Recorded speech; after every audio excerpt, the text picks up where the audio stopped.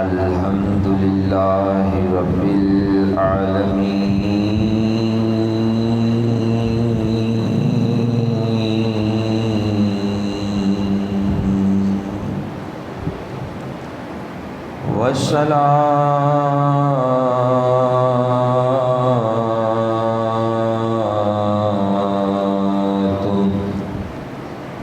والسلام علی سید الانبیاء والمرسلین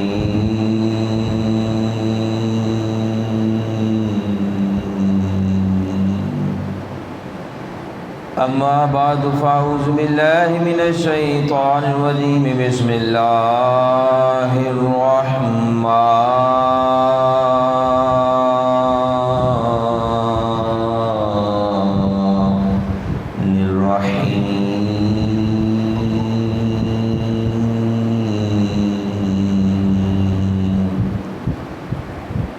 يسألونك عن الشهر الحرام قتال فيه صدق الله العظيم وصدق رسوله النبي الكريم الأمين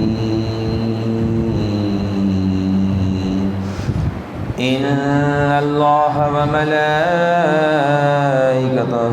يصلون على النبي يا أيها الذين آمنوا صلوا عليه وسلموا تسليما اللهم صل على سيدنا ومولانا محمد وعلى آل سيدنا ومولانا محمد وأصحاب سيدنا ومولانا محمد وبارك وسلم الصلاة والسلام عليك يا سيدي يا رسول الله وعلى آلك وصحابك يا سيدي يا حبيب الله بلند آواز سے دوسری پڑھیں الصلاة والسلام عليك يا سيدي يا نبي الله وعلى آلك وصحابك يا سيدي يا نور الله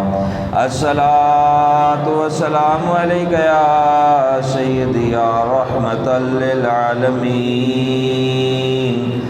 وعلى آلك وصحابك يا سيدي يا خاتم النبيين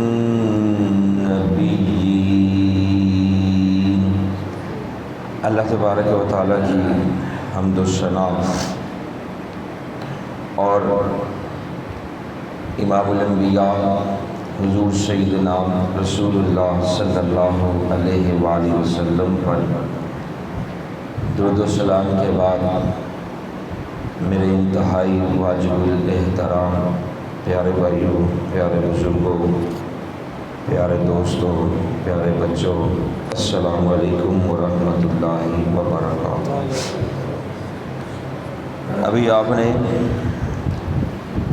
سورہ بقرہ شریف کی آیت نمبر 217 کا کچھ حصہ سماعت فرمایا ہے، جس میں اللہ تبارک و تعالیٰ ارشاد فرماتا ہے یسألونک عن الشہر الحرام قتال فیہ۔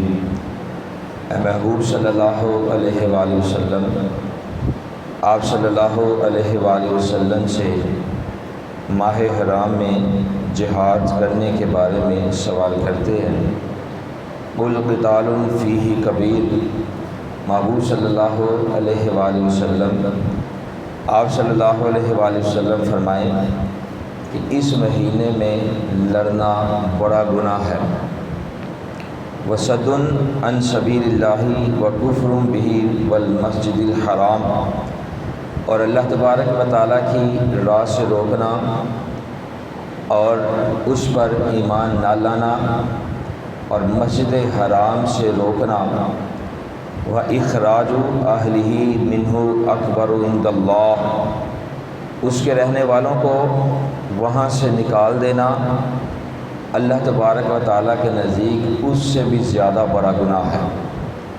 وَالْفِتْنَةُ أَكْبَرُ مِنَ الْقَتْلِ، فتنہ قتل سے بڑا جرم ہے، فتنہ قتل سے بڑا جرم ہے۔ اس آیت مبارکہ کی تفسیر میں محدثین نے لکھا ہے کہ نبی رحمت حضور سیدنا رسول اللہ صلی اللہ علیہ وآلہ وسلم نے حضرت سیدنا عبداللہ بن جحش رضی اللہ تعالیٰ عنہ کی سربراہی میں مجاہدین کا ایک لشکر روانہ کیا تاکہ وہ مشرکین کے ساتھ جا کر جہاد کریں، اور جن عظیم صحابہ رضی اللہ عنہم کو روانہ فرمایا ان کا خیال تھا کہ یہ جو جنگ ہو رہی ہے، جہاد ہو رہا ہے، یہ لڑائی کا دن جو ہے یہ جمادی الثانی کا آخری دن ہے، مگر حقیقت میں چاند جو تھا وہ 29 تاریخ کا ہو گیا اور آخری دن جو ہے وہ رجب شریف کی پہلی تاریخ شروع ہو گئی، اور اللہ تبارک و تعالیٰ نے 4 مہینے حرمت والے فرمائے ہیں، رجب شریف، ذی-القعدہ، ذی الحج اور محرم۔ ان 4 مہینوں میں جنگ نہیں کیا کرتے تھے، ان 4 مہینوں میں یہ حرمت والے تھے، عزت والے تھے، 4 مہینوں میں قتل و غارت، جہاد بالکل منع تھا۔ تو مشرکین نے جب مشرکین کے خلاف صحابہ رضی اللہ عنہم نے جہاد کیا، صحابہ رضی اللہ عنہم کے نزدیک آخری دن 29 آخری دن جمادی الثانی کا تھا، لیکن ان کو پتہ نہیں چلا کہ یہ جو جمادی الثانی ہے یہ گزر چکا ہے، رجب کی پہلی تاریخ آ گئی۔ جب رجب شریف کی پہلی تاریخ آئی تو کفار نے مسلمانوں سے کہا کہ تم نے ماہ حرام میں جنگ کر دی، حرمت والے مہینے میں تم نے جنگ کی۔ حضور پاک صلی اللہ علیہ وآلہ وسلم سے اس کے متعلق سوال ہونے لگے، کیوں؟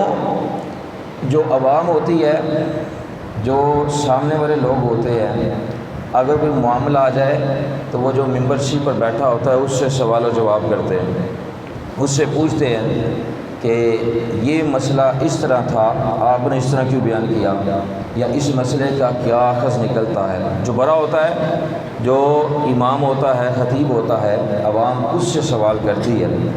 جب ماہ رجب شریف میں جنگ ہوئی تو کفار نے مسلمانوں سے کہا کہ تم نے ماہ حرام میں جنگ کر دی، رجب شریف میں جنگ کر دی، اس مہینے میں تو منع ہے۔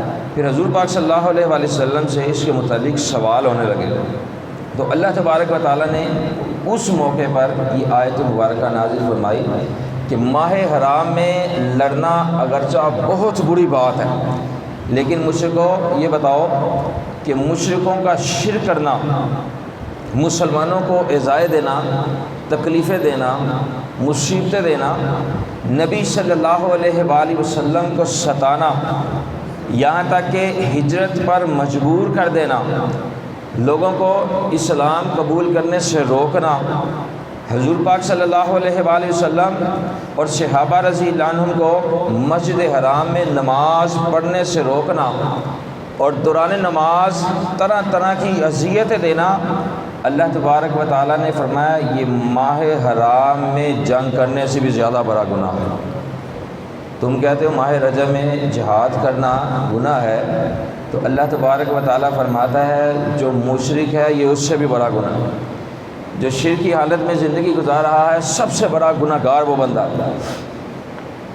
جب واضح طور پر دلیل آ چکی ہے، واضح طور پر مصطفیٰ علیہ السلام تشریف لا چکے ہیں، آخری کتاب قرآن مجید نازل ہو چکی ہے، اب بھی اگر کوئی لا الہ الا اللہ محمد رسول اللہ نہیں پڑھتا تو وہ گمراہی پر ہے، سب سے بڑا گناہ۔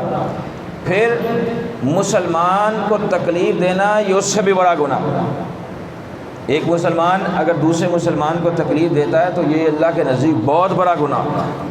اور آج دیکھا جائے تو ایسا ہی ہے، ہر مسلمان دوسرے مسلمان کو تکلیف دے رہا ہے، بڑا بھائی چھوٹے کو تکلیف دے رہا ہے، چھوٹا بڑے کو تکلیف دے رہا ہے، ہمسایوں کو تکلیف دی جا رہی ہے۔ ایک ہمسایہ بیمار ہے، محلے کے لڑکے اسی کی کھڑکی پر کھڑے ہو کر کہہ کے لگاتے ہیں، کوئی خوف خدا نہیں ہے، حالانکہ ہمسایوں کا کتنا حقوق ہے۔ جس نے ہمسایوں کو تکلیف دی اس نے آقا علیہ السلام کو تکلیف دی، اور جس نے آقا علیہ السلام کو تکلیف دی اس نے رب کائنات کو تکلیف دی۔ مسلمان کو تکلیف دینے سے پہلے 100 بار سوچنا چاہیے کہ میں خالی اپنے مسلمان بھائی کو تکلیف نہیں دے رہا، بلکہ میں تو مصطفیٰ علیہ السلام کو تکلیف دے رہا ہوں۔ اور جو بندہ آقا علیہ السلام کو تکلیف دیتا ہے وہ رب کائنات کو تکلیف دیتا ہے۔ اور جو رب کائنات کو تکلیف دیتا ہے پھر خود ہی سوچ لے اس کا ٹھکانہ کہاں۔ کبھی بھی مسلمان کو تکلیف نہیں دینی چاہیے۔ حضور پاک صلی اللہ علیہ وآلہ وسلم کو ستانا، آقا پاک علیہ الصلوۃ والسلام کو اذیت دینا، تکلیف دینا، یہ بڑا گناہ ہے، یہ بڑے گناہوں میں شامل ہے۔ جو امام الانبیاء علیہ الصلوۃ والسلام کو تکلیف دیتا ہے اس کے جسم میں ایمان باقی رہتا ہی نہیں ہے۔ جو آقا علیہ الصلوۃ والسلام سے غداری کرتا ہے اس کے دل میں ایمان نہیں ہے، وہ کافروں سے بھی بدتر ہے۔ جو مرزائیوں سے ہاتھ ملاتا ہے وہ آقا علیہ الصلوۃ والسلام کا غدار ہے۔ جو علم غیب پر اعتراض کرنے والوں کے پاس بیٹھتا ہے وہ آقا علیہ الصلوۃ والسلام کا غدار ہے۔ جو سیدنا عثمان غنی رضی اللہ عنہ کے خلاف بکواس کرنے والوں کے خلاف ان کے پاس بیٹھتا ہے وہ آقا علیہ الصلوۃ والسلام کا غدار ہے۔ پچھلے دنوں سیدنا عثمان غنی رضی اللہ عنہ کی شان میں گستاخی کی گئی، ان بدبختوں کو پتہ نہیں ہے۔ آقا علیہ الصلوۃ والسلام نے فرمایا ایک زمانہ ایسا آئے گا، عبداللہ بن عمر رضی اللہ عنہ روایت کرتے ہیں، ایک زمانہ ایسا آئے گا کہ لوگ نمازوں کے لیے مسجدوں میں حاضر ہوں گے، مسجدیں بڑی ہوں گی، جماعت کے ساتھ وہ لوگ نماز پڑھیں گے، لیکن آقا علیہ الصلوۃ والسلام فرماتے ہیں ان میں سے ایک بھی مومن نہیں ہوگا۔ اب مجھے بتائیں، ہمارا عقیدہ یہ ہے کہ اللہ تبارک و تعالیٰ کو وحدہ لا شریک ماننا، انبیاء علیہ السلام پر ایمان لانا، ملائکہ پر ایمان لانا، جتنی کتابیں نازل ہوئی ہیں، جتنے صحائف نازل ہوئے ہیں ان پر ایمان لانا، قیامت کے دن پر ایمان رکھنا، موت کے بعد اٹھائے جانے پر ایمان رکھنا، حضور پاک صلی اللہ علیہ وآلہ وسلم کے اہل بیت پر ایمان رکھنا، صحابہ کا ادب و تعظیم اور ان پر ایمان رکھنا، اولیاء اللہ کی تعظیم کرنا، ازواج مطہرات رضی اللہ تعالیٰ عنہن کا ادب کرنا، یہ ایمان کا حصہ ہے۔ اب مجھے بتائیں، اگر کوئی بندہ ممبرشپ پر بیٹھ کر موسیٰ علیہ السلام کی شان میں توہین کرے، ان کی توہین کرے، تو بتائیں وہ کیسے مومن ہو سکتا ہے؟ ابراہیم علیہ السلام کے خلاف جو گندی زبان کھولے وہ کیسے مومن ہو سکتا ہے؟ امیر المومنین سیدنا ابو بکر صدیق رضی اللہ عنہ کے خلاف جو بک بک برے وہ مومن کیسے ہو سکتا ہے؟ جو عمر بن خطاب رضی اللہ عنہ کے خلاف ہو، عثمان غنی رضی اللہ عنہ کے خلاف ہو، علی المرتضیٰ رضی اللہ عنہ کے خلاف ہو، اہل بیت کے خلاف ہو، حسنین کریمین کے خلاف ہو، ازواج مطہرات رضی اللہ تعالیٰ عنہن کے خلاف ہو، تو اپنے دل سے پوچھے وہ مومن کیسے ہو سکتا ہے؟ ہم سمجھتے ہیں ہم نے نمازیں پڑھ لی ہیں، ذکر و اذکار کر لیا، تہجدیں ہم پڑھتے ہیں، نوافل ہم پڑھتے ہیں، نیکی والے کام کرتے ہیں تو ہم بخشے ہوئے۔ نا کبھی نمازوں پر غرور نہ کرنا، کبھی تہجدوں پر کوئی غرور نہ کرے، کبھی تسبیحات پر کوئی غرور نہ کرے۔ کیوں؟ کوئی بندہ نمازوں کی وجہ سے جنت میں نہیں جائے گا۔ نماز پڑھنا بڑی اچھی بات ہے۔ اس دور میں لوگ تو اذان بھی نہیں سنتے، اور جو مسجد میں آ کر نماز پڑھتے ہیں ان پر اللہ کا خصوصی فضل ہوتا، لیکن مسجد بھی وہ ہو جہاں پر آقا علیہ الصلوۃ والسلام کی محبت سکھائی جائے۔ مسجد درار نہ ہو، جو مسجد درار میں نماز پڑھتا ہے نہ اس کی نماز قبول ہے، وہاں پر نہ آنا جانا قبول ہے، وہاں پر اس کا کچھ قبول نہیں۔ کیوں؟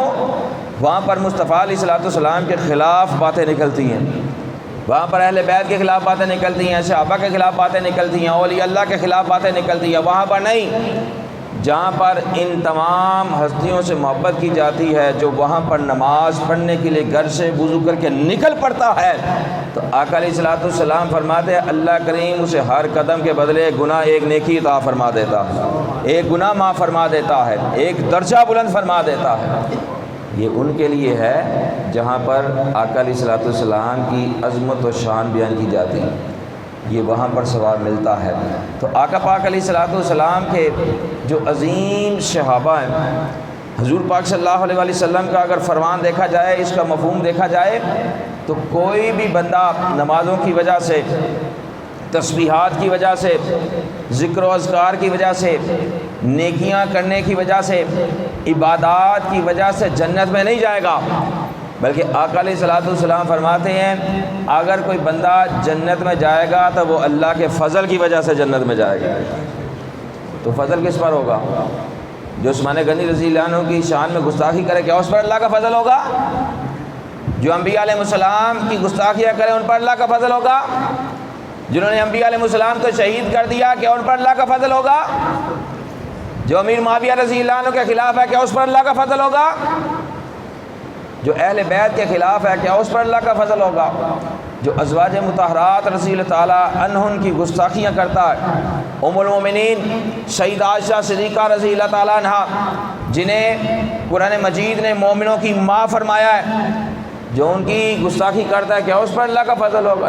نا جو ان عظیم ہستیوں کی گستاخی کرے گا یاد رکھے اس پر اللہ تبارک و تعالیٰ کا فضل نہیں ہوگا، فضل اس پر ہوگا جو ان تمام ہستیوں سے محبت رکھے گا۔ ان تمام ہستیوں سے جو محبت رکھتے ہوئے قبر میں اتر جائے گا، یاد رکھیں اللہ تبارک و تعالیٰ یہ نہیں دیکھے گا کہ اس کے اعمال کتنے ہیں، نیکیاں کتنی ہے۔ قیامت کے دن تو رب کائنات ایک نیکی کی وجہ سے بھی بخشش عطا فرما دے گا۔ کیوں؟ اگر وہ فضل پہ آئے گا تو جس کے پاس نیکی نہیں ہوگی اسے بھی بخشش عطا فرما دے گا، یہ اس کا فضل ہے۔ چاہے تو گنہگار کو بخش دے، چاہے نیک کو بھی نہ بخش دے، یہ اس کی حکمت ہے۔ آقا علیہ الصلوۃ والسلام فرماتے ہیں ایک بندہ جنت کے قریب جا رہا ہے، اچانک وہ جہنم میں چل پڑتا ہے۔ ایک بندہ دوزخ کے کنارے پر ہے، اللہ اسے ایسی توفیق عطا فرماتا ہے کہ وہ دوزخ کے کنارے سے ہٹ جاتا ہے، جنت کے قریب پہنچ جاتا ہے۔ یہ اس کی حکمت ہے، یہ اس کے حکمات ہے۔ لیکن دوزخ سے اس کو ہٹاتا ہے جو جنت مانگتا ہے، جو صراط مستقیم کا راستہ مانگتا ہے، اللہ اسے صراط مستقیم کا راستہ عطا فرماتا ہے۔ اور جو گمراہی پر لگا رہتا ہے، جو صحابہ کے گستاخوں کے پاس بیٹھا رہتا ہے، جو عثمان غنی رضی اللہ عنہ کے گستاخ کے پاس بیٹھے گا، یاد رکھے اللہ تبارک و تعالیٰ کبھی بھی اس پر اپنا فضل نہیں فرمائے گا۔ اب جس نے یہ شان عثمان غنی رضی اللہ عنہ کی شان میں گستاخی کی، ایک بندہ بول رہا ہے، باقی ساری عوام سن رہی ہے، کیا اس عوام جتنی بھی بیٹھی ہوئی تھی کیا ان کو نہیں پتا تھا کہ امیر المومنین سیدنا عثمان غنی رضی اللہ عنہ کون ہستی ہیں جن کے بارے میں آقا علیہ الصلوۃ والسلام نے جنہیں جنت دنیا میں ہی جنت کی بشارت عطا فرما دی تھی، دنیا میں ہی جنت عطا فرما دی تھی۔ اپنی دو صاحبزادیاں امیر المومنین سیدنا عثمان غنی رضی اللہ عنہ کے نکاح مبارک میں عطا فرما دی۔ امیر المومنین سیدنا علی پاک رضی اللہ عنہ کو ایک صاحبزادی عطا فرمائی، اتنا مرتبہ، اور عثمان غنی رضی اللہ عنہ کو دو صاحبزادیاں عطا فرمائی۔ بتائیں اللہ نے انہیں کتنا مقام و مرتبہ عطا فرمایا ہوگا؟ سوچنے کی بات ہے۔ پھر بھی اگر کوئی ان کی شان میں گستاخی کرے تو جس نے گستاخی کی ہے اور جتنی عوام بیٹھی تھی ان میں سے کوئی بھی مومن نہیں۔ اس لیے کہا جاتا ہے جب کوئی بول رہا ہو تو سامنے والے کو ذرا ہوش سے بیٹھنا چاہیے، اپنے دماغ کی کھڑکیاں کھول کر بیٹھنا چاہیے کہ یہ جو بیان کر رہا ہے کہیں یہ غلط ترجمہ تو نہیں سنا رہا، کہیں یہ آقا علیہ الصلوۃ والسلام کے علم غیب پر اعتراض تو نہیں کر رہا، کہیں حضور پاک صلی اللہ علیہ وآلہ وسلم کے بال مبارک کی توہین تو نہیں کر رہا۔ اگر توہین کر رہا ہے تو سامنے بیٹھنے والے پر فرض ہو جاتا ہے فوراً اس کا منہ بند کر دیں۔ اگر سامنے بیٹھنے والا بھی خاموشی سے سنتا رہے پھر وہ بھی برابر میں گناہ کا شریک ہو جاتا ہے۔ اس لیے کبھی بھی جہاں پر ان عظیم ہستیوں کی گستاخیاں ہوتی ہوں وہاں پر نہیں جانا چاہیے، بیٹھنے سے اگر ہمت ہے، اگر اللہ نے علم دیا ہے تو پھر اس علم سے اگلے کے منہ بند کر دیں، اس کی زبان بند کر دیں اور عوام کو بتا دیں کہ ہم آقا علیہ الصلوۃ والسلام سے محبت رکھنے والوں کے بھی نوکر ہیں۔ جو آقا علیہ الصلوۃ والسلام سے محبت رکھتے ہیں وہ ہمارے سروں کے تاج ہیں۔ جو بھی ہے، جو اس کے دل میں محبت مصطفیٰ علیہ الصلوۃ والسلام ہے وہ ہمارے سر کا تاج ہے۔ یہ بات یاد رکھے، جس کے دل میں محبت مصطفیٰ علیہ الصلوۃ والسلام ہے اس کی تعظیم کرنی چاہیے، اس کا ادب کرنا چاہیے۔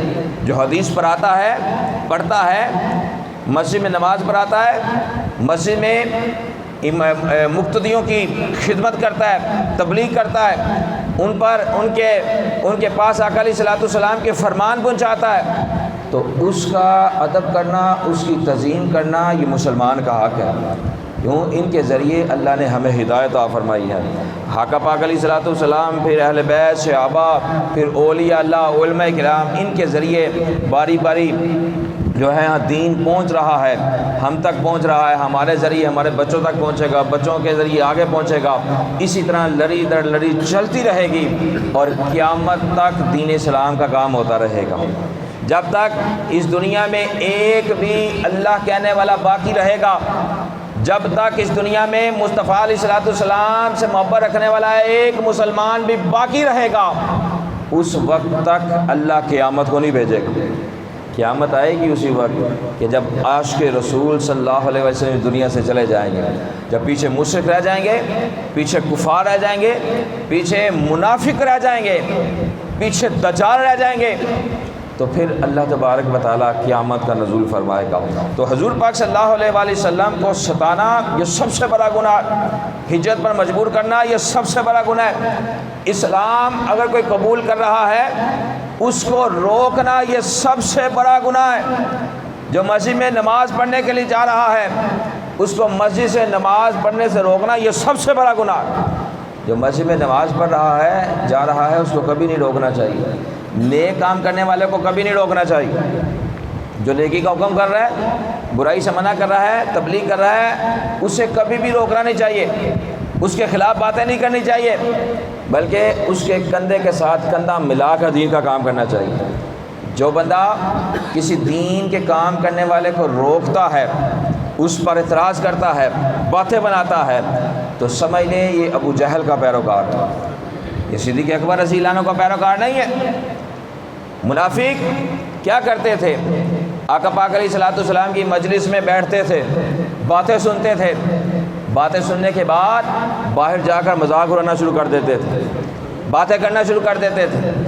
اب بھی اگر کوئی محفل میں کوئی بات سن کر باہر جا کر کسی امام صاحب کا، کسی خطیب کا مذاق اڑاتا ہے، اس کے خلاف باتیں کرنا شروع کر جاتا ہے، تمسخر اس پر آتا ہے، تو سمجھ لیں یہ منافقوں کا پیروکار ہے، یہ صدیق اکبر رضی اللہ عنہ کا پیروکار نہیں ہے۔ صدیق اکبر رضی اللہ عنہ کا تو پیروکار یہ ہے، وہ ہے کہ جو دیکھتا ہے یہ آقا علیہ الصلوۃ والسلام کا فرمان سنا رہا ہے، یہ دین کی خدمت کر رہا ہے، یہ تو کائنات میں سب سے خوش نصیب انسان ہے، اس طرح بننے کی کوشش کرتے ہیں۔ ہم جب اپنے علماء کا خطاب سنتے ہیں، جب ہمارے قبلہ بابی سرکار علیہ رحمہ اس دنیا میں حیات تھے، وہاں پر جایا کرتے تھے، حاضر ہوا کرتے تھے، تو ہمارے دل میں لگن ہوتی تھی یار جس طرح بابا سرکار دین کا کام کر دیں، اللہ ہمیں بھی توفیق عطا فرمائے۔ توفیق مانگنی چاہیے، کوشش کرنی چاہیے، اللہ سے دعا کرتے رہنا چاہیے۔ جب بندہ کسی نیک نیت کی دعا کرتا ہے، نیک مقصد کو حاصل کرنے کے لیے دعا کرتا ہے، یقین جانے ایک وقت ایسا آتا ہے اللہ اس کی دعا قبول فرما کر اسے سب کچھ عطا فرما دیتا۔ لیکن بات یہ ہے، یہ مخلص ہونا چاہیے۔ یہاں پر اخلاص ہوگا، خلوص ہوگا تو سب کچھ اللہ دے گا۔ دعا کے قبول ہونے کی 3 شرطیں ہیں، یا اسی وقت قبول ہو جاتی ہے، یا کچھ وقت میں قبول ہو جاتی ہے، یا اس کو آخرت میں اس کا صلہ ملا دے دیا جاتا ہے۔ 3 شرطیں ہیں، یا آخرت میں صلہ مل جاتا ہے، یا کچھ وقت لگ جاتا ہے، یا فوراً دعا قبول ہو جاتی ہے۔ 3 شرطیں ہیں۔ اگر ہم چاہتے ہیں کہ ہمیں تینوں اجر ملیں تو پھر اس میں خلوص ڈال کر اللہ تبارک و تعالیٰ کی بارگاہ میں گر گرا کر گریہ زاری کر جب اللہ تبارک و تعالیٰ سے جو بھی دعا مانگیں گے اللہ اس کی دعا قبول فرما لے گا۔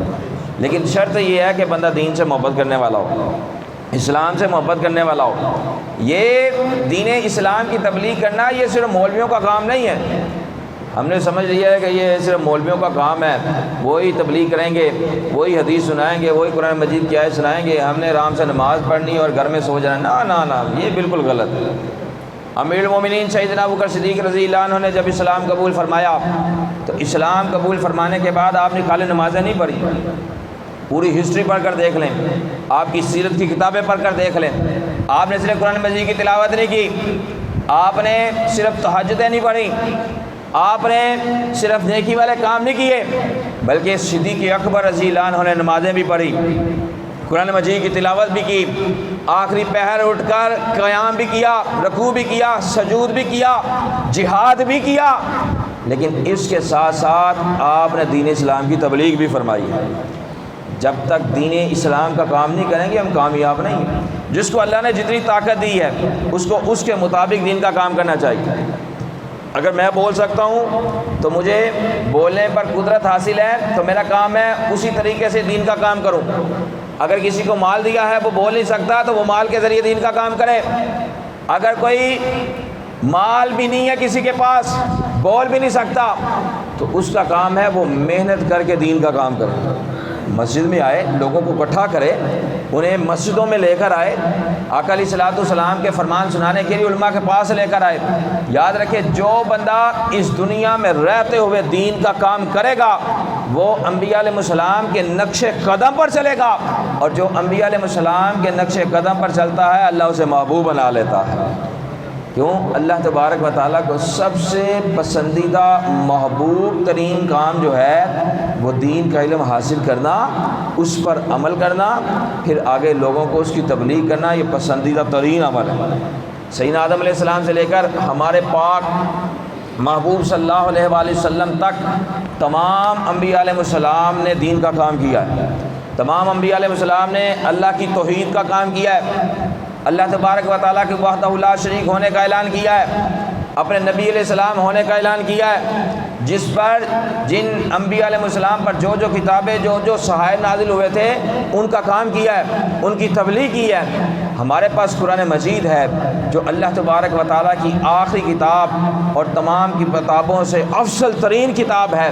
ہمیں حکم دیا گیا ہے اس کو پڑھو بھی، اس کی تلاوت بھی کرو، اس کے احکامات پر عمل بھی کرو، اس کو اپنے گھر والوں تک بھی پہنچاؤ، اپنے ہمسایوں تک بھی پہنچاؤ، اپنے دوستوں تک بھی پہنچاؤ. جو قرآن مجید کے احکامات آگے پہنچائے گا، آقا علیہ الصلوۃ والسلام کی حدیث آگے پہنچائے گا، ایک تو اللہ اس کا چہرہ تر و تازہ رکھے گا، دوسرا اللہ تبارک و تعالیٰ اس کے دل میں نور پیدا فرما دے گا. اور جس کے دل میں دین کا نور آ جاتا ہے، جس کے دل میں اسلام کی محبت آ جاتی ہے، وہ اپنے آپ خود ہی سمجھ لے کہ اللہ تبارک و تعالیٰ نے اسے جنت کے لیے چن لیا ہے. کیوں؟ اللہ بلا اس کا چاہتا ہے، آقا علیہ الصلوۃ والسلام کے فرمان کے مطابق جسے اللہ دین کا علم عطا فرما دیتا ہے. جس کے پاس دین کا علم آ جائے، اگرچہ وہ گناہ گار ہو، سمجھ لے، اگرچہ عاجزی کرتا ہو زندگی گزارے، لیکن وہ سمجھ لے اللہ نے اسے چن لیا ہے. اب اللہ تبارک و تعالیٰ ایک وقت آئے گا، قرب بھی اپنا عطا فرمائے گا، اس کو مصطفیٰ علیہ الصلوۃ والسلام کا دیدار بھی عطا فرمائے گا، اور اللہ تبارک و تعالیٰ اس کو جنت بھی عطا فرمائے گا. تو اللہ تبارک و تعالیٰ ہمیں جب تک ہماری سانسیں چل رہی ہیں اس وقت تک دین اسلام کا کام کرتے ہوئے آقا علیہ الصلوۃ والسلام، اہل بیت، صحابہ اور اولیاء اللہ کا جو ہے فرما بردار بنتے ہوئے، ان کا ادب کرتے ہوئے، ان کی تعظیم کرتے ہوئے، ان سے محبت کرتے ہوئے ہمیں اپنی زندگیاں گزارنے کی توفیق عطا فرمائے. آمین. و آخر دعوانا الحمدللہ رب العالمین. السلام علیکم.